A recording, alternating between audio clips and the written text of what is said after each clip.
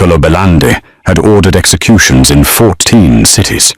He was the undisputed king of the Belandi crime family, a man who made politicians kneel and rivals disappear. But lying there behind the shattered marble counter of Café Luna, his Armani suit soaked in champagne and blood, he felt something he'd buried since childhood. Absolute vulnerability. Not for himself, but for the clumsy waitress now standing between him and death. He had dismissed her as just a coffee pourer, someone who couldn't balance a tray without apologizing 3 times. He was wrong. As the ornate cafe door exploded inward under a hail of automatic gunfire, Sophia didn't scream. She didn't duck. She caught his fallen Beretta mid-air with her left hand, while her right swept a second pistol from beneath her apron, a motion so impossibly smooth it looked choreographed. Niccolo realized too late, staring at the text on his phone from his brother Marco. "Wait for me." The woman who'd served him espresso for 6 months was about to show 67 mercenaries why legends never truly retire, and why the most dangerous enemy was the one he'd been waiting for all along. Tell me where you are watching from in the comments, down below. Niccolo Belandi checked his Patek Philippe for the 3rd time in 5 minutes, the irritation building behind his eyes like pressure before a storm. Marco was late. His brother was never late. Punctuality was a matter of respect in their world, and disrespect had consequences even blood couldn't erase. The afternoon sun slanted through Café Luna's tall windows, casting geometric shadows across the black and white checkered floor. Niccolo had chosen the corner table by instinct, the one that put his back to the wall and gave him clear sightlines to both entrances. Old habits. Even in his own territory, surrounded by his own people, a don never sat exposed. "Excuse me, Mr. Belandi." He glanced up to find the waitress hovering at his elbow, that apologetic half-smile already forming on her face. Sophia. Something. He'd never bothered to learn her last name. She'd worked here for months, perpetually anxious, forever dropping things or forgetting orders. The owner kept her on out of charity, or so Niccolo assumed. "Your espresso," she said, setting the tiny cup down with trembling hands. A few drops sloshed onto the saucer. Niccolo stared at the spill, then at her. "I ordered this 15 minutes ago. I know, I'm so sorry, the machine was cold." He pushed the cup away without tasting it. "Bring me another, and this time try to remember I'm not paying you to practice." Color rose in her cheeks. "Of course. Right away." She scurried toward the counter, nearly colliding with a chair on the way. Niccolo shook his head and returned his attention to his phone. No new messages. He typed quickly. "Where are you?" The cafe was unusually quiet for a Thursday afternoon. Only 2 other tables were occupied, an elderly couple sharing tiramisu near the window, and a businessman hunched over his laptop in the corner. Niccolo's 2 bodyguards sat at the bar, their suits bulging slightly at the shoulders where their holsters pressed against the fabric. Everything normal, everything controlled. His phone buzzed. "Stuck in traffic. Don't leave. Important news." Niccolo frowned at the screen. Marco never texted while driving. He was paranoid about phone records, insisted on face-to-face meetings for anything that mattered. The fact that he was breaking protocol sent a small spike of adrenaline through Niccolo's chest. The good kind, the kind that came before opportunity. "How long?" he typed back. 20 min max. Order me the panna cotta." Niccolo allowed himself a slight smile. Even in crisis, Marco thought with his stomach. He glanced toward the counter where Sophia was fumbling with the espresso machine, her back to him. "Waitress," he called out. She turned, nearly dropping the portafilter. "Yes?" "My brother's joining me. He'll have the panna cotta." "Of course." She nodded too many times like a bobblehead. "I'll bring your fresh espresso first." As she turned back to her work, Niccolo noticed her posture shift almost imperceptibly. Her shoulders squared, her head tilted just slightly toward the window. If he hadn't been watching at that exact moment, he would have missed it entirely. Then she froze. It was subtle, the kind of stillness that came from training rather than fear.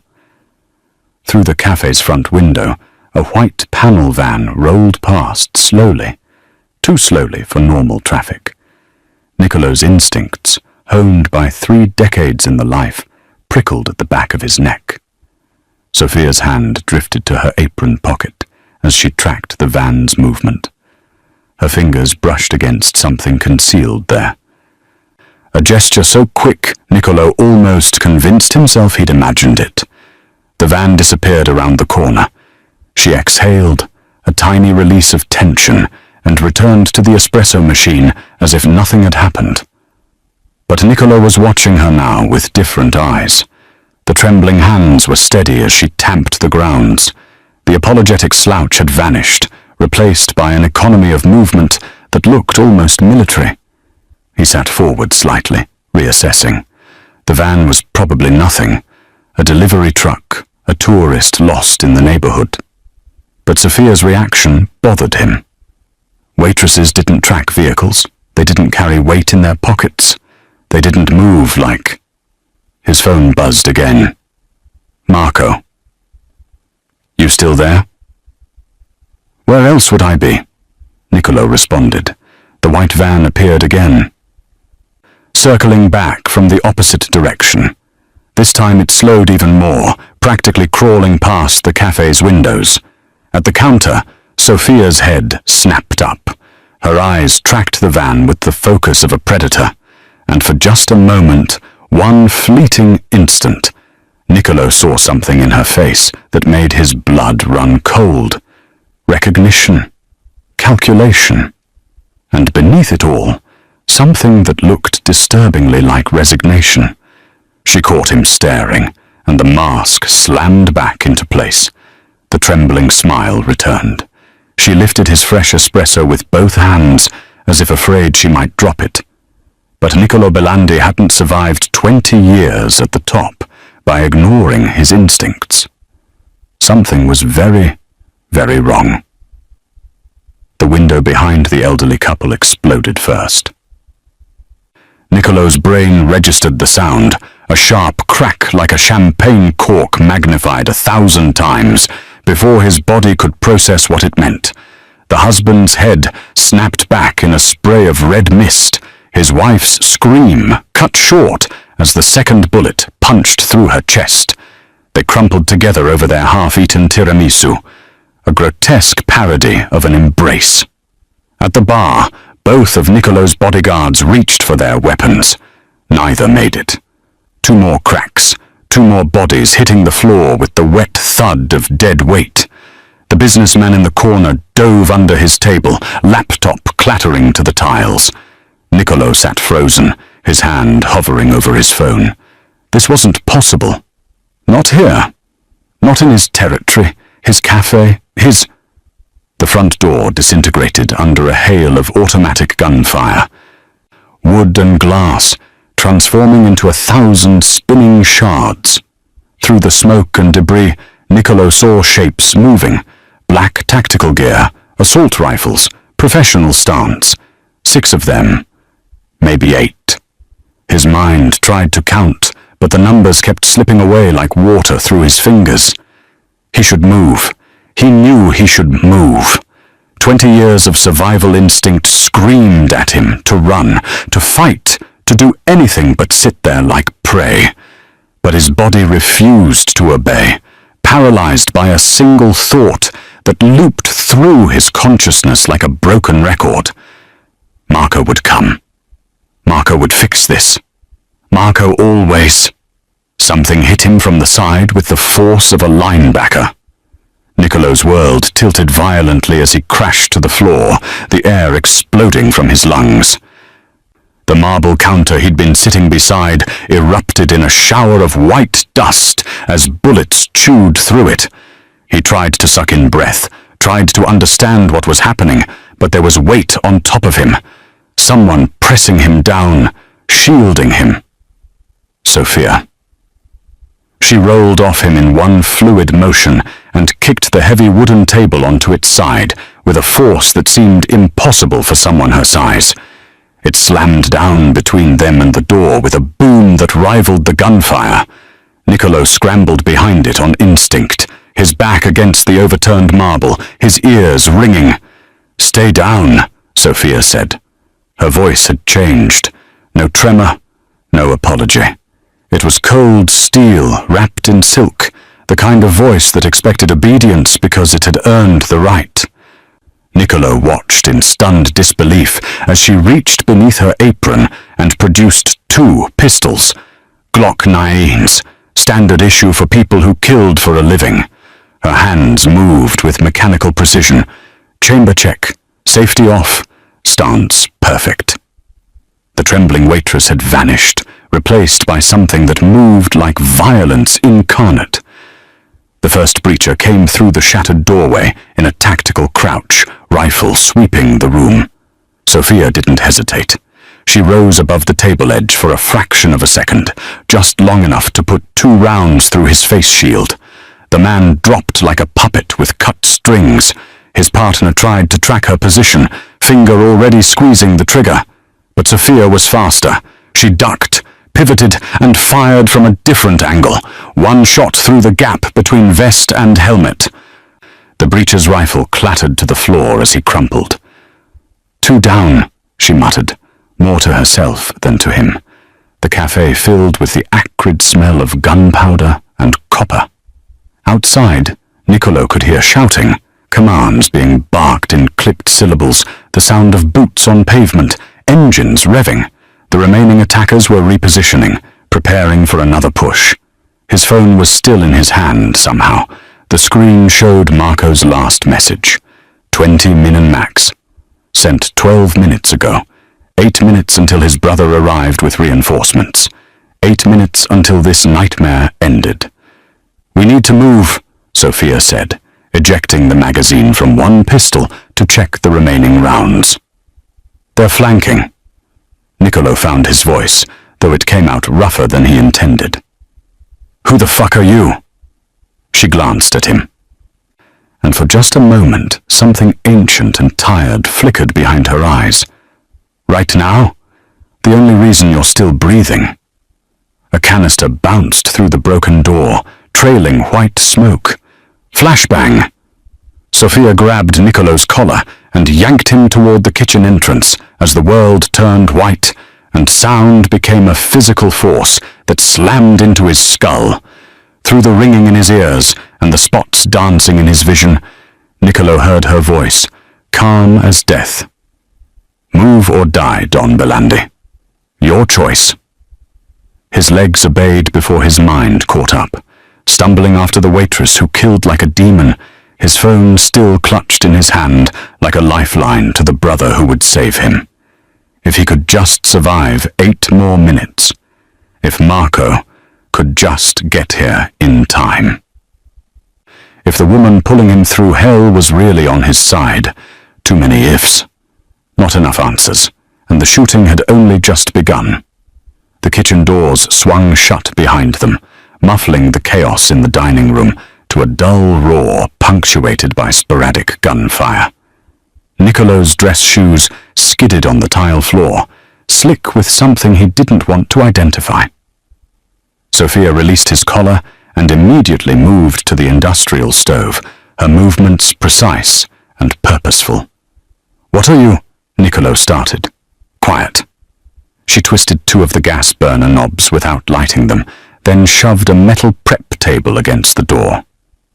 "That'll buy us maybe 90 seconds. Niccolo leaned against the wall, his heart hammering against his ribs like it was trying to escape his chest.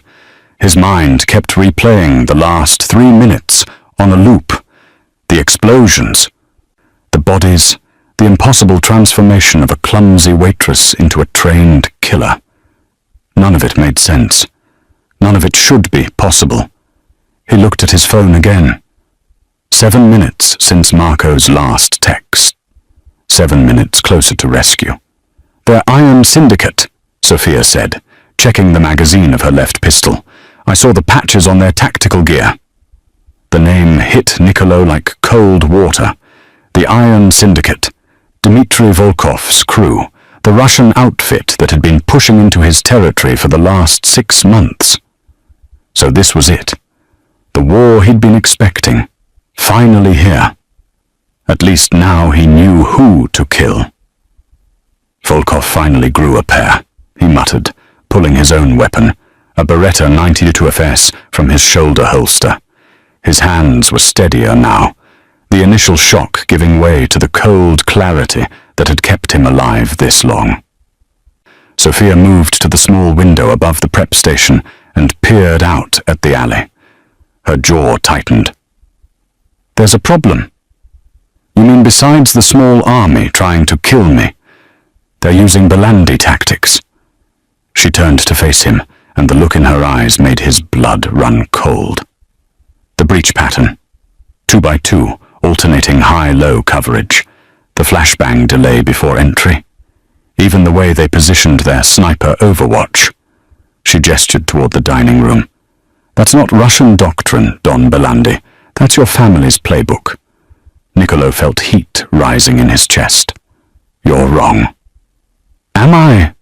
She moved closer, her voice dropping to something dangerous. "The snipers took out your guards first. Not you, not the civilians who could identify them. They knew exactly who to hit to leave you vulnerable. They knew you'd be sitting at that specific table. They knew—" "Enough!" The word came out sharper than he intended. "Volkov's been watching us for months. He studied our methods, copied our approach. It's basic intelligence gathering." "Is it?" Sophia holstered one pistol and pulled open a drawer, retrieving a kitchen knife that she tested against her thumb. "Tell me something, Don Belandi. How many people knew you'd be here today? At this exact time? It's my cafe. I come here twice a week. Everyone knows that. On Thursdays you usually come at 2 o'clock. Today you came at 3:15. She pointed the knife at him, not threatening, just emphasizing. "Who knew about the schedule change?" Niccolo opened his mouth to answer, then closed it. She was right. He'd changed his routine this morning when Marco texted, asking to meet. Only Marco had known about the time change. Marco and— "No, absolutely not. You're reaching," he said, his voice harder now. "The Iron Syndicate has resources. They could have people watching, tracking my movements.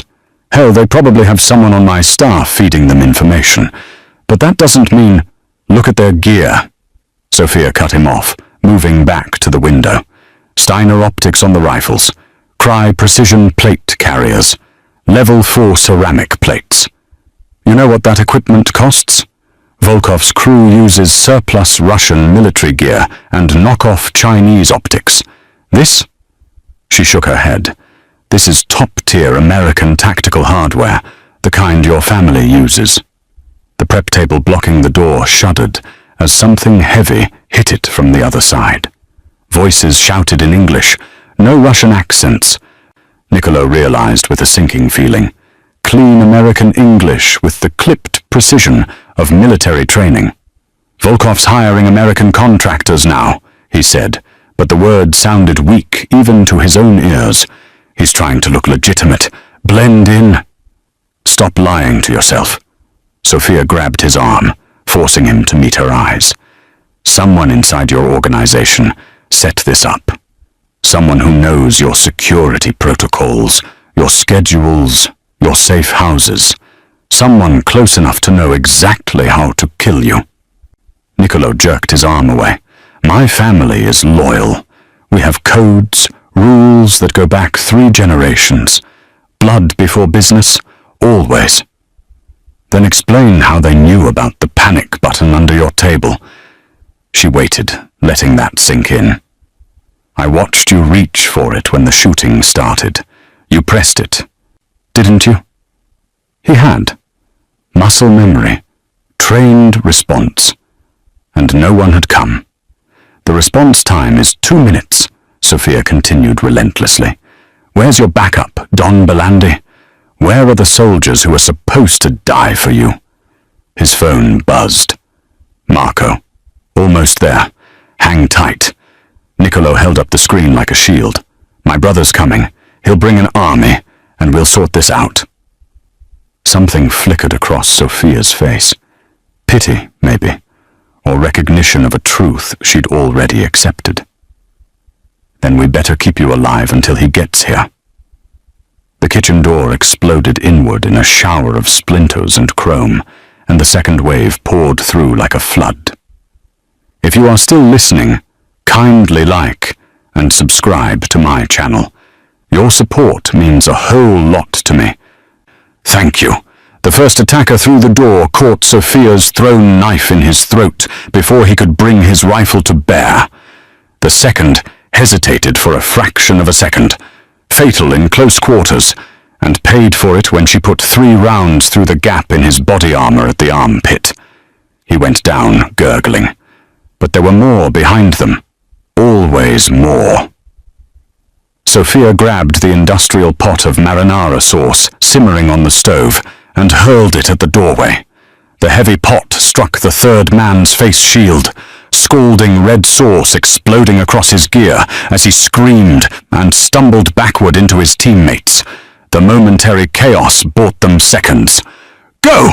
Sophia shoved Niccolo toward the service corridor that led back to the dining area. We can't get bottlenecked here. That's toward them, Niccolo protested. But she was already moving, reloading as she ran with the practiced efficiency of someone who'd done it 1,000 times in worse situations. They burst back into the dining room through the side entrance. The air was thick with gun smoke and plaster dust. The elegant café transformed into a war zone. The overturned table that had saved their lives was riddled with bullet holes, chunks of marble blown away to reveal the steel reinforcement beneath. Bodies lay where they'd fallen. His bodyguards, the elderly couple, 2 attackers in tactical black.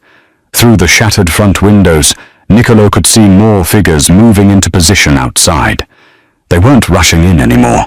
They were being methodical, professional, setting up overlapping fields of fire to turn the entire café into a kill box. Sophia dropped behind the espresso bar as bullets chewed through the wood paneling above her head. Niccolo dove after her, landing hard on broken glass and spent shell casings. His shoulder screamed in protest, but he was alive, still breathing, still fighting. How many? He gasped. Too many. She rose up just long enough to fire twice, then dropped back down as return fire shredded the liquor bottles on the shelves behind them. Expensive whiskey rained down, mixing with blood and cordite. They're setting up a crossfire, front entrance, side windows, probably the back alley by now. Niccolo's mind raced through options, tactical scenarios learned from a lifetime of violence. They were pinned down, outgunned, running low on ammunition. In 2 minutes this would be over, and not in their favor. His phone buzzed against his chest. He fumbled it out with shaking hands, hoping for Marco's message saying he'd arrived, that salvation was here. 5 men out. Don't do anything stupid. 5 more minutes. An eternity. Sophia was moving again, impossibly fast, despite the bullets that snapped through the air around her. She grabbed the espresso machine's steam wand and wrenched it free from its moorings with a screech of metal. Superheated steam erupted from the broken connection like a geyser. "Cover your face," she barked. Niccolo barely had time to raise his arm before she kicked the machine toward the front entrance. It tumbled across the floor, trailing a cloud of scalding steam that filled the room with a white fog. Men screamed as the 200-degree vapor hit exposed skin, their tactical advantage disappearing into the artificial cloud. She used the cover to move, firing into the mist with precision that spoke of spatial awareness Niccolo couldn't comprehend. He heard bodies dropping, heard commands being shouted in confusion and pain. A figure materialized out of the steam to his left, tactical gear, rifle rising. Niccolo fired on instinct, center mass, the Beretta's recoil familiar in his hand. The man staggered but didn't fall, plates stopping the rounds. Before Niccolo could adjust his aim, the man's rifle swung toward his face. Sophia appeared like a ghost, plates from the broken table settings in both hands. She hurled them with vicious force. The first one shattered against the man's face shield. The second caught him in the throat above his vest. As he choked and stumbled, she closed the distance and put a round through his temple at contact distance. But more were coming. Through the dissipating steam, Niccolo saw them repositioning, adapting, learning. These weren't street thugs or low-level enforcers. These were professionals who knew how to kill and keep killing until the job was done. One of them circled wide, using the overturned furniture for cover, getting an angle on Niccolo's position. The Don tried to track him, but his magazine ran dry, with a hollow click that might as well have been a death sentence. The attacker rose from cover, rifle aimed at Niccolo's head, finger already applying pressure to the trigger. Close enough now that Niccolo could see his eyes through the face shield. Cold, professional, already moving on to the next target. "Marco sends his regards," the man said, his voice casual, almost friendly. The words hung in the air for a heartbeat that stretched into eternity. Niccolo's brain tried to process them, to understand what they meant. But before the implication could land, before the betrayal could crystallize into terrible understanding, the world exploded. The grenade detonated 6 feet away, behind the overturned marble counter. The concussive force picked Niccolo up and slammed him into the espresso bar like a rag doll. His ears didn't ring. They simply stopped working, all sound replaced by a high-pitched whine that felt like it was coming from inside his skull. Blood ran warm from his nose, his mouth, possibly his ears. Through the haze of shock and disorientation, he saw Sophia's mouth moving, shouting something he couldn't hear. She was pulling him up, dragging him toward the back of the cafe. Her face spattered with blood and plaster dust. The attacker who'd spoken was dead, torn apart by his own team's grenade. Friendly fire, Niccolo thought distantly. Sloppy.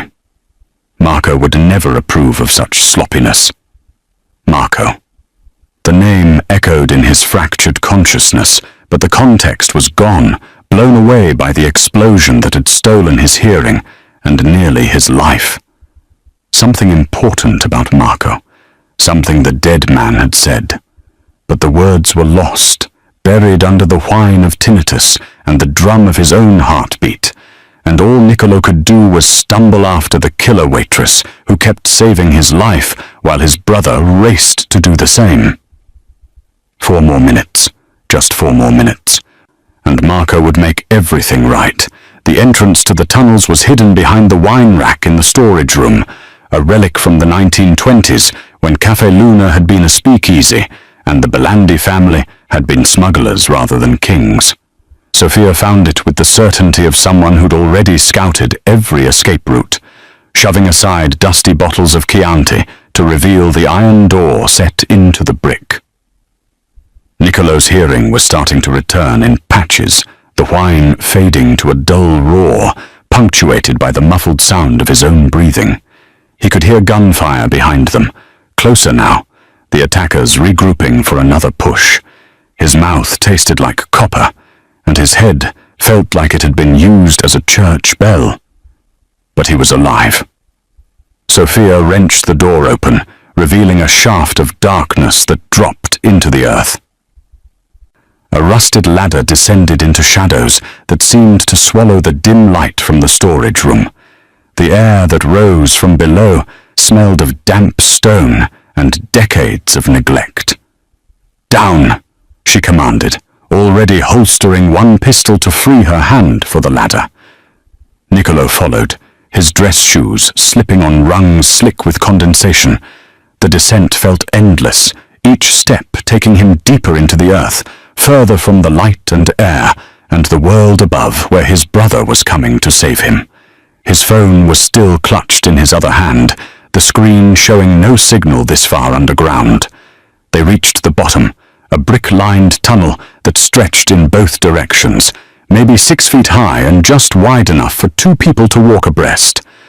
Emergency lights, installed decades ago and barely functional, cast pools of sickly yellow illumination every 20 feet. Between them, darkness waited. Sophia moved immediately to the right, her pistol up and tracking. "This runs 3 blocks north. There's an exit behind the old pharmacy on Castellano Street." "How do you know that?" Niccolo's voice came out hoarse, his ears still not fully recovered. She didn't answer, just kept moving with the confidence of someone who'd memorized the route. Because of course she had. Because nothing about this woman was what it seemed. Above them, muffled by earth and brick, came the sound of boots on the storage room floor. Shouting voices, getting closer. They'd found the entrance. Niccolo checked his phone again, still no signal. The panic that had been building in his chest since the first shots fired was starting to crystallize into something sharper, more desperate. "I need to call Marco. He needs to know where we're going, where to send the extraction team. No signal down here." Sophia paused at an intersection where another tunnel branched off to the left. She listened for a moment, head cocked, then continued straight. "And I don't think your brother's coming." The words hit him like a physical blow. "What the fuck did you just say?" She stopped and turned to face him, her expression unreadable in the dim light. "They knew everything, Niccolo. Every single detail of your security protocol. The shift change for your guards. That happens at 3:30 every Thursday, doesn't it? Exactly when you showed up today, instead of your usual 2 o'clock. So they've been watching me. I already told you." "They knew you'd be sitting at the window table." Her voice was patient. But underneath it ran a current of steel. The one you always choose, the one with sight lines to both doors.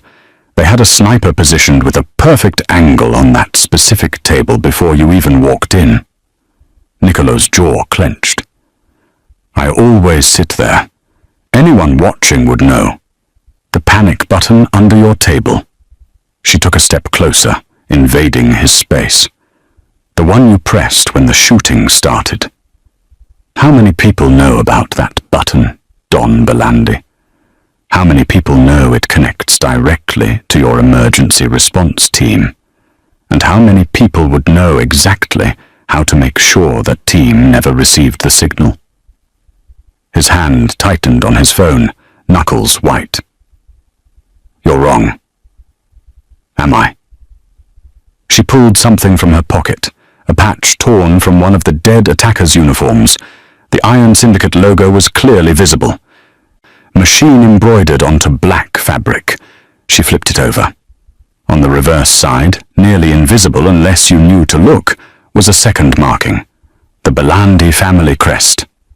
"They're wearing your colors underneath, Niccolo. This isn't the Russians. This is your own people." "No." The word came out flat, absolute. "My family doesn't turn. We have rules, codes that go back. 3 generations, I know." She threw the patch at his feet. "And yet here we are, running through tunnels while your own soldiers hunt you like a dog." Behind them, echoing down the tunnel, came the sound of boots hitting the ladder rungs. They'd started the descent, maybe 30 seconds before the first one reached the bottom. Niccolo grabbed Sophia's arm, his grip tight enough to bruise. "My brother is coming. Marco would never. He's my blood. Your blood is trying to kill you."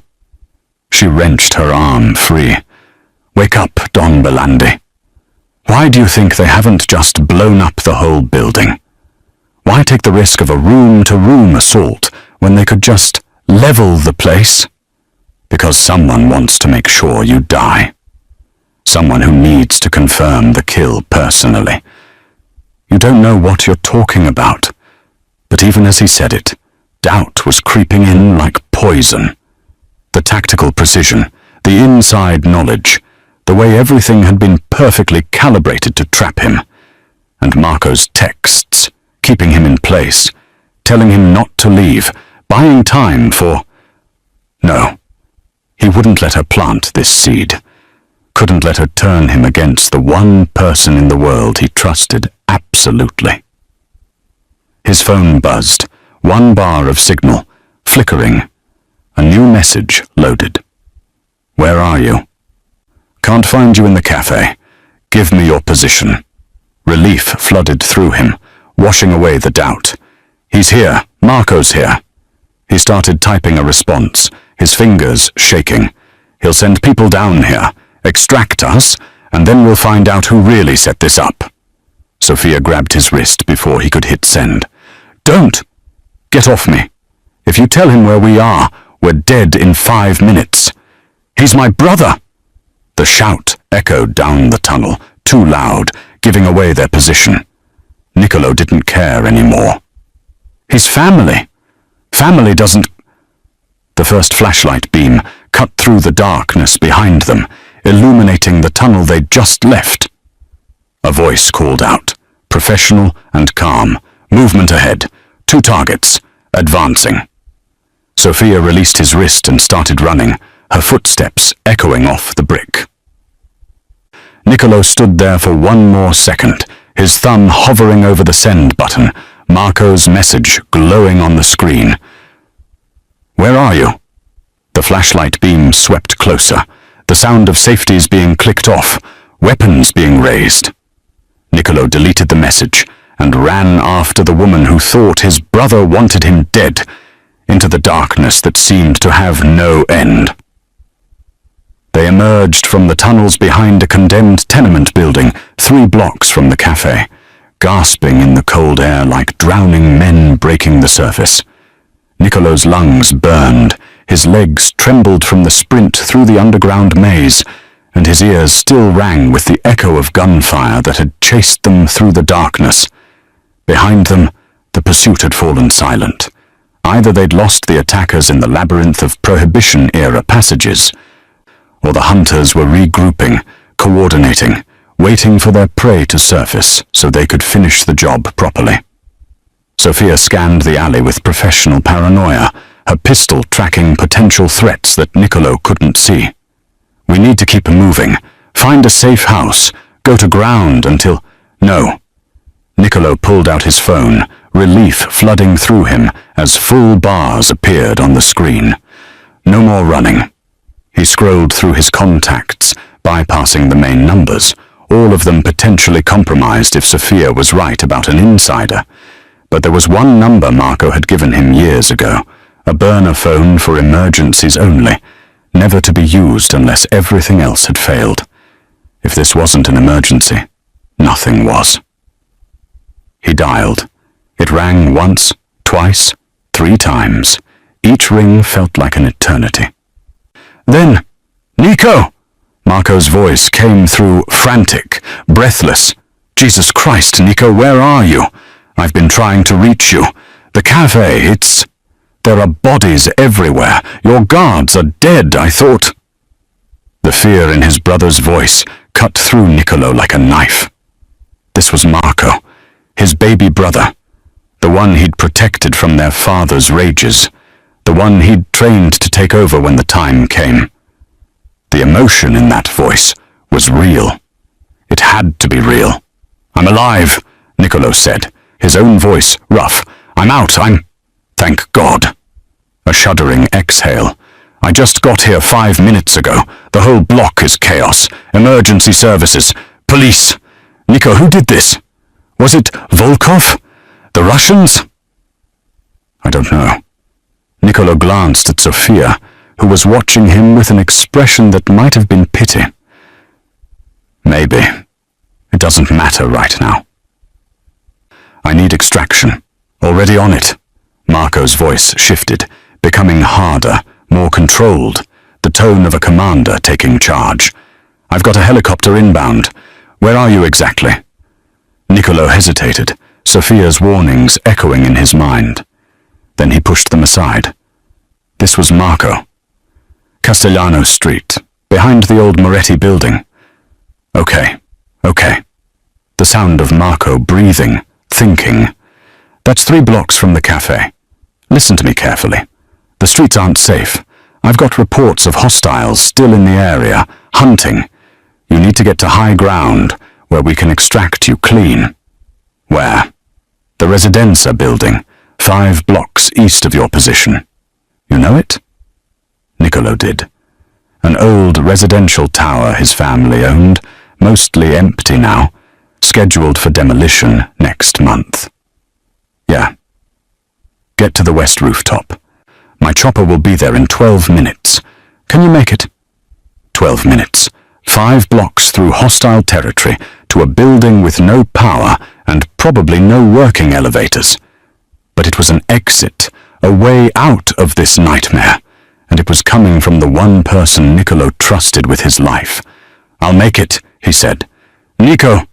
Marco's voice caught, genuine emotion breaking through. "I'm sorry I was late. I'm sorry I wasn't there. This is on me." "You're here now. That's what matters." 12 minutes, west roof. Don't trust anyone else. The line went dead. Niccolo turned to find Sophia staring at him with an expression caught between disbelief and resignation. "You actually did it. You called him. He's sending extraction, helicopter to the Residenza building." "The Residenza." She said it flat, toneless. The condemned tower with no cover, no alternative exits, sitting on top of a building scheduled for demolition. She holstered her pistol with deliberate care. "That Residenza. It's 5 blocks away. We can make it." "To the west rooftop, I assume?" When he nodded, she actually laughed, a bitter sound that held no humor. "Of course. The west roof. The one that faces nothing but open air and has 0 cover from any direction. Perfect killing ground if you wanted to make absolutely sure someone didn't escape." Niccolo's patience, already worn thread-thin by hours of violence and fear, finally snapped. "Enough. I'm done listening to your paranoid theories about my family. Marco is sending a helicopter to get us out. We're going. It's a trap. It's extraction. Then why that building?" She stepped closer, her voice dropping to something urgent and dangerous. "Niccolo, think. Your family owns a dozen properties within 6 blocks. The Giordano apartments have a rooftop helipad specifically designed for landings. The old factory on Via Roma has 3 separate extraction points. Hell, even the cafe itself has a roof that could take a helicopter. So why the one building in the entire area that gives you no cover, no options, and no way out if things go wrong? Because it's close and it's empty.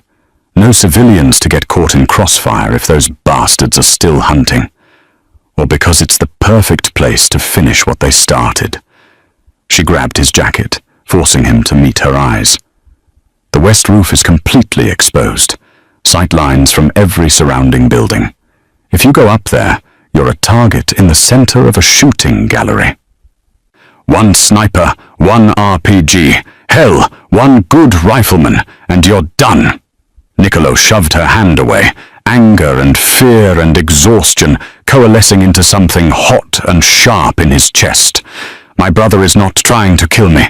My brother is trying to save me. And I'm going to that rooftop with or without you." "Then you're going to die." "Maybe." He checked his pistol. 4 rounds left. Not enough for another firefight, but enough to make a last stand, if it came to that. "But I'm not going to die cowering in an alley because some waitress with a hero complex has trust issues." He saw the words land, saw something flicker in her eyes. Hurt, maybe, or recognition of a truth she'd tried to bury. For a moment, he thought she might actually leave, might disappear back into whatever shadow world she'd come from, and let him face this alone. Instead, she checked her own weapons, her jaw set in a line that promised violence. Then I guess we're both idiots. You're coming? Someone has to be there to say, "I told you so," when your brother's helicopter shows up with a minigun instead of a rescue crew. She started walking east, toward the residenza, toward whatever waited on that exposed rooftop. 12 minutes, you said. 11 now. Then we better run. They ran through back alleys and side streets, keeping to the shadows, avoiding the main roads where police sirens wailed and emergency lights painted the night in shades of red and blue. Twice they spotted men in tactical gear, black-clad figures moving with purpose through the chaos, and both times Sophia pulled him into doorways, behind dumpsters, anywhere that bought them precious seconds of invisibility. The residenza loomed ahead, a skeletal tower of concrete and broken windows, 20 stories of urban decay waiting for the wrecking ball. The front entrance was chained shut, condemned signs plastered across the doors. Sophia shot the lock off, and they slipped inside, into darkness that smelled of rot and abandonment. Somewhere above them, a helicopter's rotors beat against the night sky, getting closer. 11 floors to climb. No elevators, no power, just stairs and darkness, and the sound of their own breathing as they raced toward either salvation or slaughter. Nicolo's phone buzzed one last time as they hit the 5th floor landing. "Marco, almost there. Can you see the chopper?"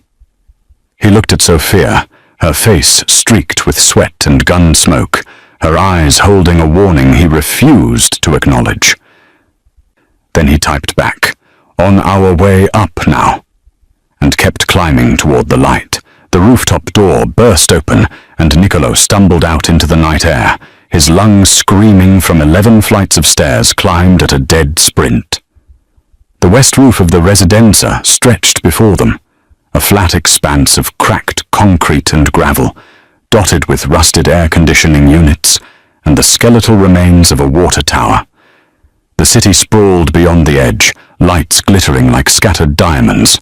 No helicopter, just empty sky and the distant sound of rotors that might have been coming closer, or might have been his imagination painting hope over reality. "Where is it?" Nicolo gasped, pulling out his phone. The screen showed 11:47 p.m. Marco had said 12 minutes. It had been exactly 12 minutes. Sophia moved to the edge of the roof, scanning the surrounding buildings with the intensity of someone reading a death sentence. "We need to leave. Now." He said 12 minutes. The floodlights hit them like the hand of God. Nicolo's world went white, his eyes searing with pain as industrial-grade spotlights erupted from 3 surrounding buildings simultaneously. He threw up his arm, stumbling backward, completely blind, utterly exposed. Through the white-hot glare he could hear Sophia cursing, moving, trying to find cover where none existed. She'd been right. Jesus Christ, she'd been right about everything. "Contact!" a voice shouted from somewhere beyond the lights. "Both targets on the roof." The first bullets arrived before the echo faded. Not the scattered fire of the café, but concentrated, professional volleys that chewed through the concrete around them. Nicolo dove behind an air conditioning unit as rounds sparked off metal and pulverized brick. His shoulder hit hard, pain lancing through his ribs. But he was down, he was covered, he was... The air conditioning unit exploded as something heavy caliber punched through it like tissue paper. Nicolo rolled away, his dress shoes slipping on gravel, his expensive suit torn and filthy and soaked with sweat and blood that might not all be his. Through the glare and chaos he saw them coming, rappelling down from the rooftops above like spiders on silk threads. 8 figures in full tactical gear, Night vision pushed up on their helmets because they didn't need it with the floodlights turning night into noon. They landed on the roof with practiced precision, forming a semicircle that cut off any escape back to the stairwell. Heavy assault team. Professional, expensive. The kind of crew you hired when you needed something done with absolute certainty. One of them raised a hand and the gunfire stopped. In the sudden silence, Niccolo could hear his own heartbeat, could hear the distant wail of sirens, could hear Sophia's breathing somewhere to his left. Don Belandi. The team leader's voice was flat, American, Midwest accent. You're ordered to stand down. Come out and this ends clean. Niccolo's hand found his Beretta, the weight familiar and useless against 8 assault rifles, 4 rounds against a firing squad. The math didn't work. Who sent you? He called out, stalling, hoping, praying for the helicopter that wasn't coming. Does it matter? It did. God help him, it did. Before he could respond, Sophia stood up.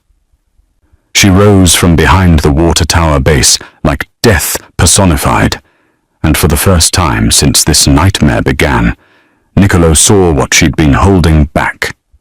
The trembling waitress was gone. The competent fighter who'd saved him in the cafe was gone. What remained was something else, entirely.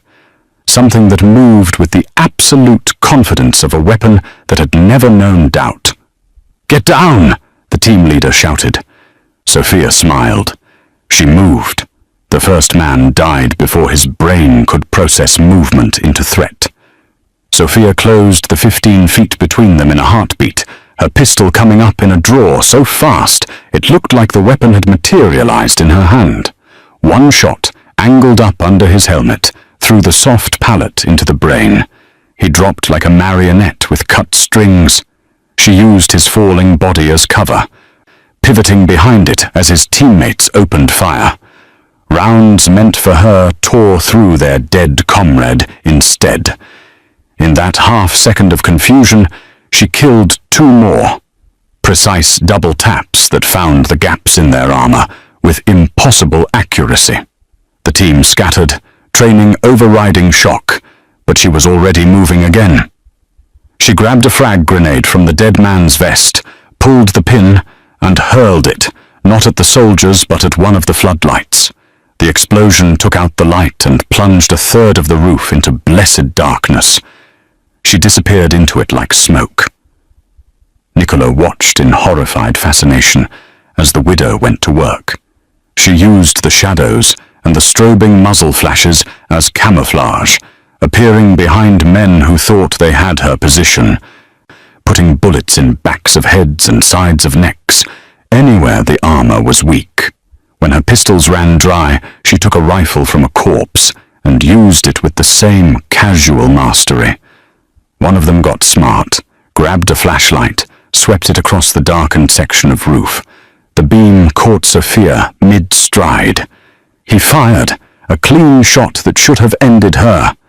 She twisted impossibly, the round passing through the space her torso had occupied a microsecond earlier, and threw her knife in the same motion. It caught him in the eye, the only vulnerable point on his face, and he went down screaming. 7 corpses in under a minute. The 8th man, the team leader, had maintained discipline. While his squad died, he'd been flanking, getting position, waiting for the shot. Niccolo saw him rise from behind a ventilation unit, saw the rifle tracking toward Sophia's back, saw the finger tightening on the trigger. "Sophia!" he shouted. She spun, bringing her captured rifle around, but she was a fraction of a second too slow. The team leader fired first, a controlled burst that caught her in the side, spinning her around, dropping her to one knee. Niccolo moved without thinking, his last 4 rounds spent in a desperate spray that forced the team leader to duck. It wasn't accurate, it wasn't skillful, but it bought Sophia the second she needed to recover. She came up firing one-handed, her other hand pressed against the spreading red stain on her ribs, and put 3 rounds through the team leader's face shield at 20 yards. The 8th man fell. Silence crashed down on the rooftop like a physical weight. Niccolo stumbled toward Sophia, his ears ringing, his hands shaking. She was still standing, but barely, her face pale in the remaining floodlights. Blood ran between her fingers where she pressed against her wound. "You were right," he said, his voice hollow, "about all of it. The trap. The..." Pain exploded in his shoulder as something punched through him from behind. He looked down in dumb confusion at the exit wound, at the blood spreading across his white shirt, at the way his arm suddenly wouldn't work anymore. Sniper. Of course.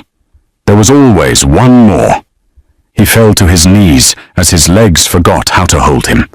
Through the growing haze of shock, he saw Sophia grab him, drag him behind the water tower base, her face set in grim determination, despite her own wound. The helicopter was coming now. He could hear it clearly, rotors beating the air, getting closer.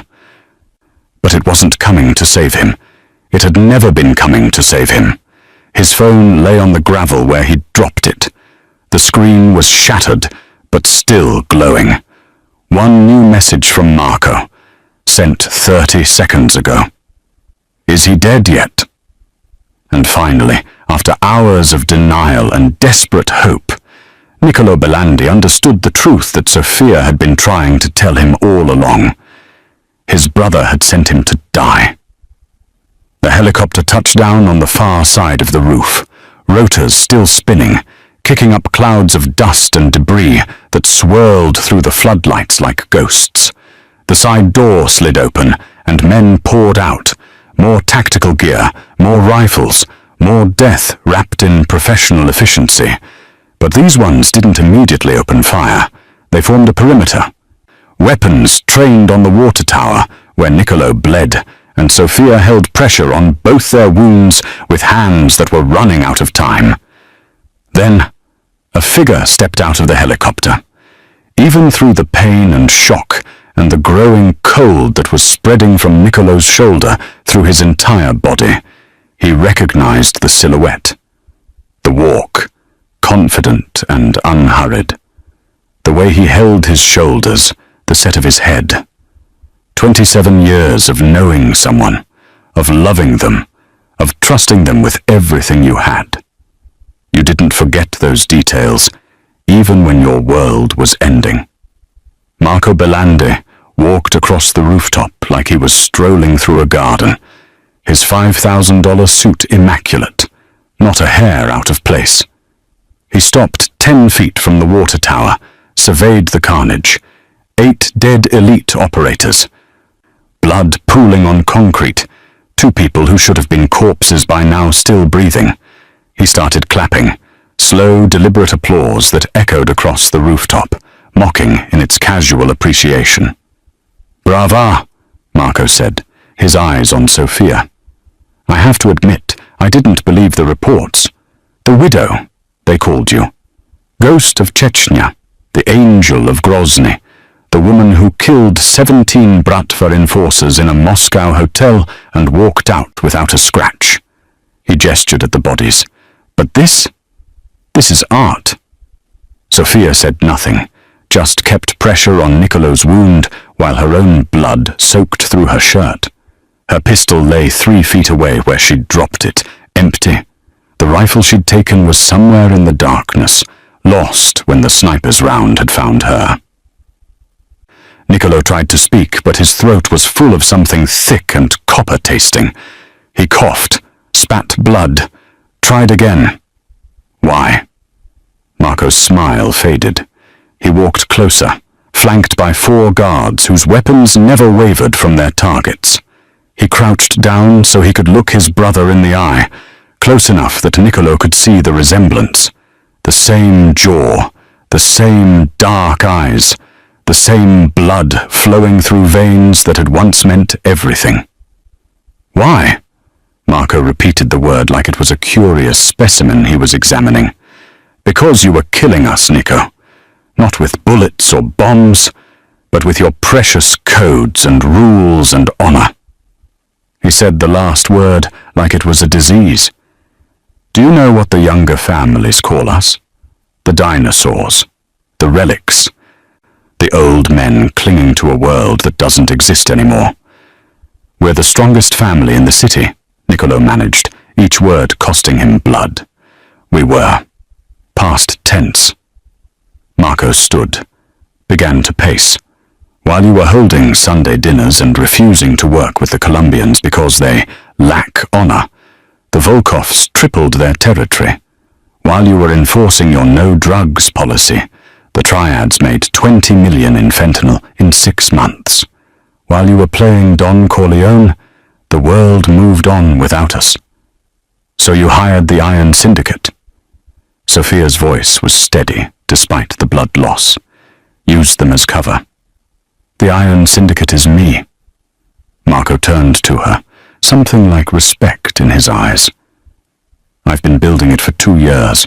Russian patches, Russian methods, but American money and Italian strategy. A shell company for the work that my brother's conscience wouldn't allow."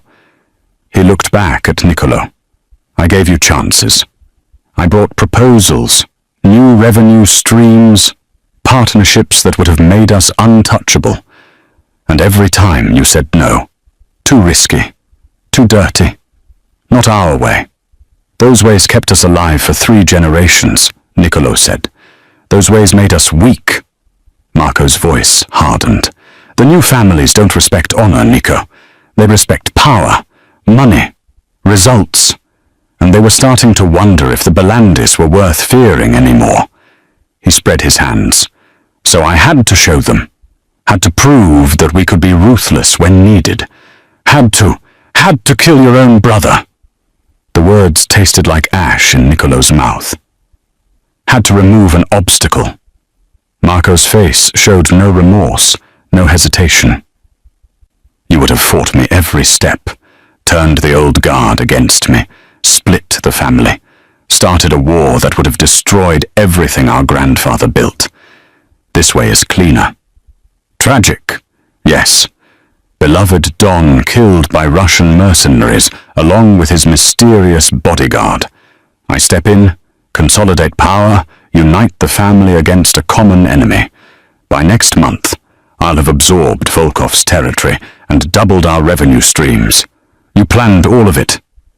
Sophia's voice held a note of professional curiosity. "The timing, the location, the witnesses. Down to the minute." Marco smiled again. "The cafe gave me the perfect setting. Public enough to be noticed, private enough to be controlled. The Iron Syndicate patches would deflect blame. The tunnels would funnel you here, to this roof, where there's no escape and plenty of plausible deniability.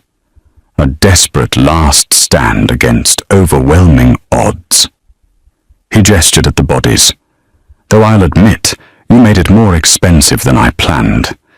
Do you have any idea what Tier 1 contractors cost?" "About the same as your soul," Niccolo said. The smile vanished. "Don't moralize at me, brother. You've killed plenty. The difference is I don't pretend it's noble." He pulled a pistol from his jacket, a Sig Sauer, black and efficient. "I loved you, Nico. Truly. But I love our family's future more." He raised the pistol, aiming at Niccolo's head. His hand was steady, no trembling, no hesitation. Just cold calculation, wrapped in expensive fabric.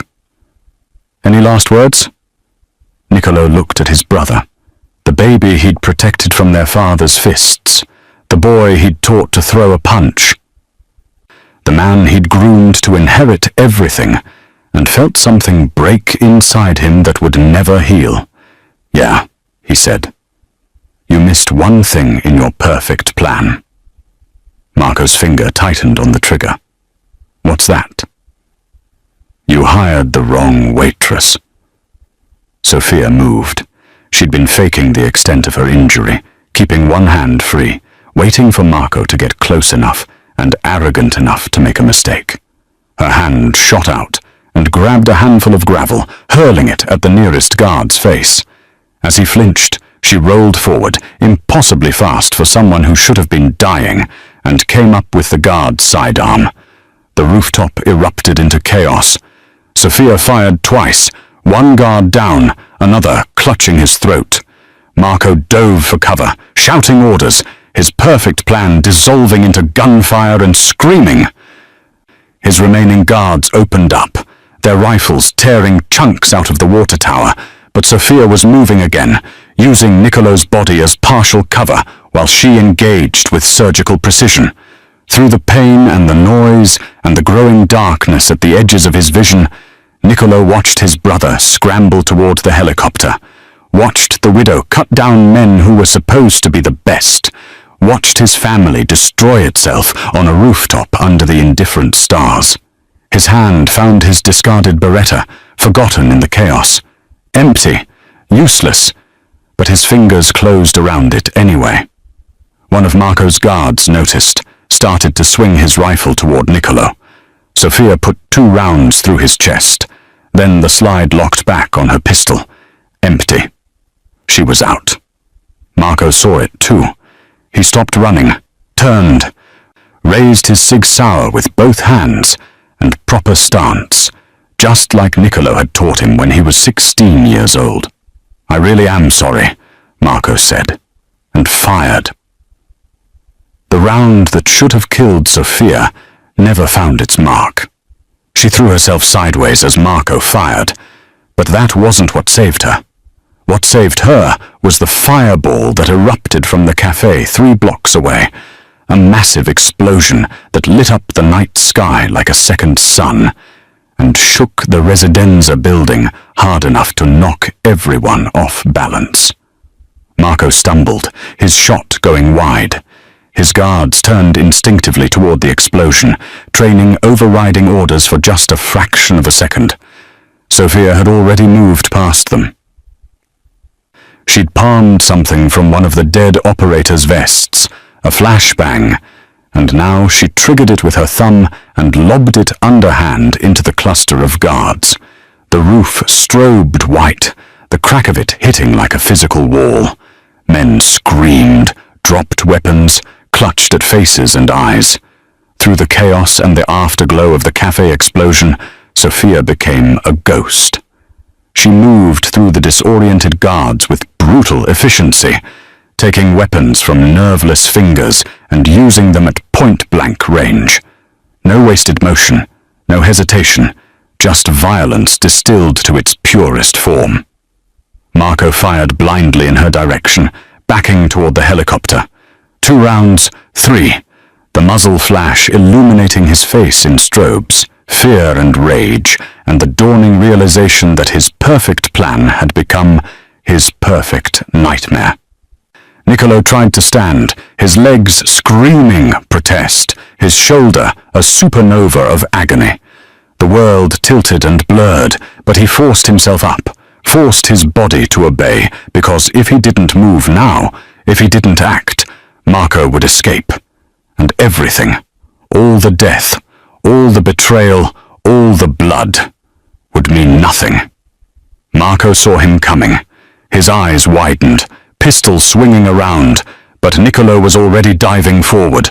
They collided in a tangle of limbs, the gun between them, both hands grappling for control. They hit the ground hard, rolling, struggling, 2 brothers locked in a fight that only one would walk away from. "Nico, please," Marco gasped, his voice strangled. "You killed me," Niccolo said, and he was crying now, tears mixing with blood and sweat.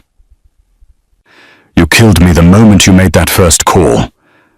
They rolled again, and Marco ended up on top, using his weight advantage to press the pistol toward Niccolo's face.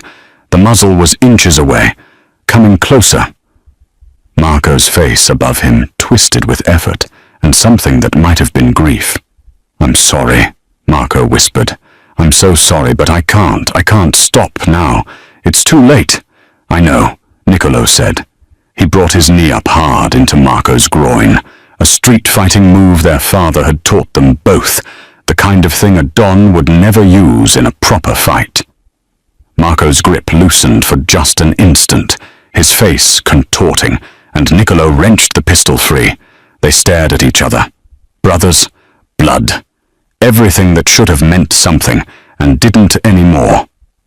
Marco's hand moved toward something in his jacket. Another weapon, a knife, it didn't matter. Niccolo pulled the trigger. The sound was smaller than he expected. Intimate.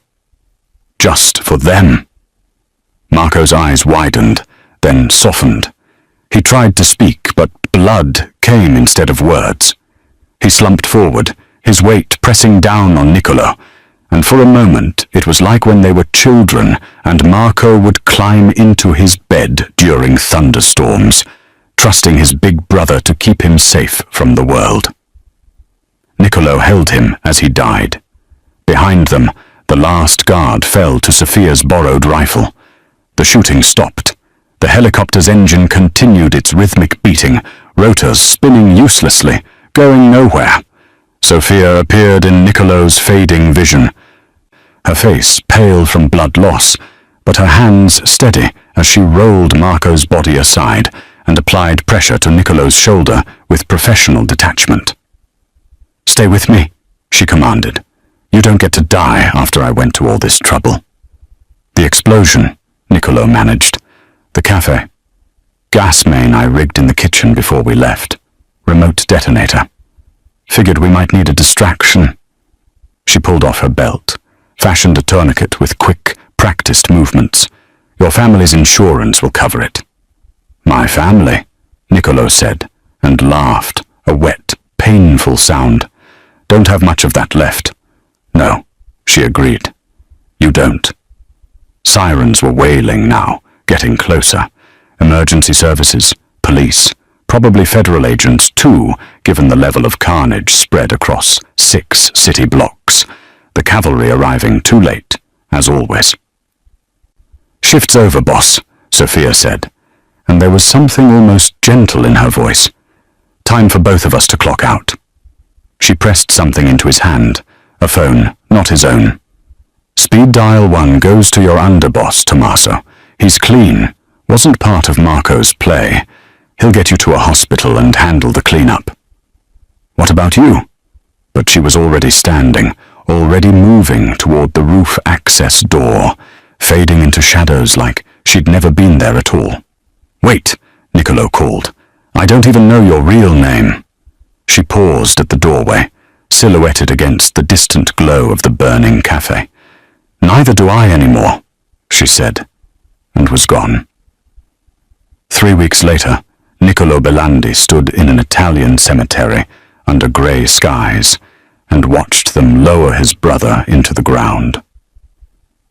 The funeral was well attended. Politicians and criminals and people who blurred the line between both, all of them paying respects to a tragedy that everyone understood and no one spoke of directly. The official story was simple.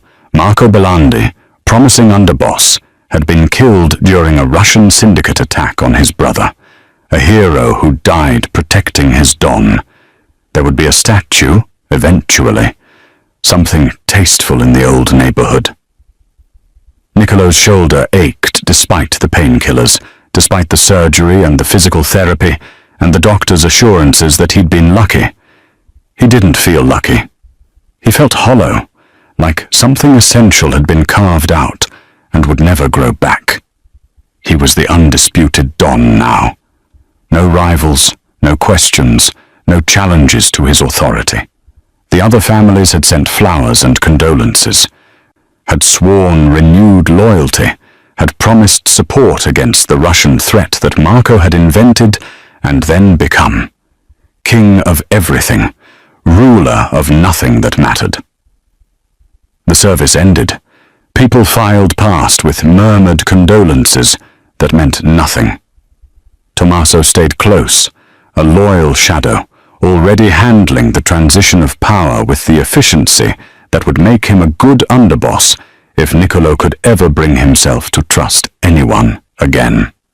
That evening, as the sun set over the city his family had controlled for 3 generations, Niccolo returned to Café Luna. The repairs were nearly complete. New windows, new furniture, new marble counter, to replace the one that had been shredded by bullets. The bloodstains were gone, scrubbed away like the violence had been a bad dream. But the ghosts remained.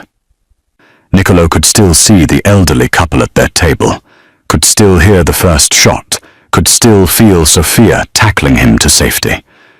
A new waitress approached, young and nervous, holding a menu. "Can I get you something, Mr. Belandi?" "Espresso," he said automatically.